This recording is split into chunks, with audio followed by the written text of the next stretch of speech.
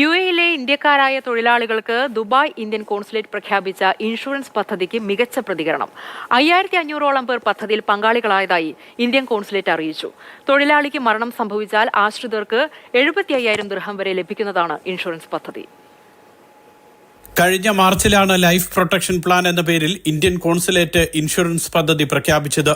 തൊഴിലാളിക്ക് മരണം സംഭവിച്ചാൽ ആശ്രിതർക്ക് സാമ്പത്തിക സഹായം ലഭിക്കുന്നതാണ് പദ്ധതി. തൊഴിലാളിയുടെ മൃതദേഹം നാട്ടിലെത്തിക്കുന്നതിനും സഹായം ലഭിക്കും.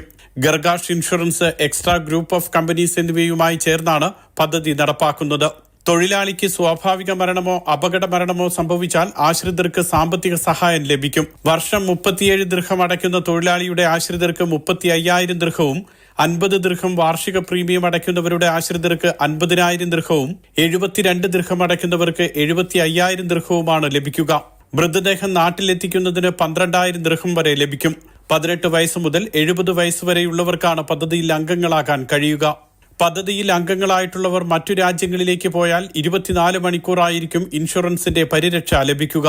തൊഴിലാളി ജോലി ചെയ്യുന്ന സ്ഥാപനങ്ങളോ തൊഴിലുടമയോ ആണ് ഇൻഷുറൻസ് പദ്ധതിയിൽ ചേരാൻ അപേക്ഷ സമർപ്പിക്കേണ്ടത്. വ്യക്തികൾക്ക് നേരിട്ട് അപേക്ഷിക്കാൻ കഴിയില്ല. Mathrubhumi news, Dubai.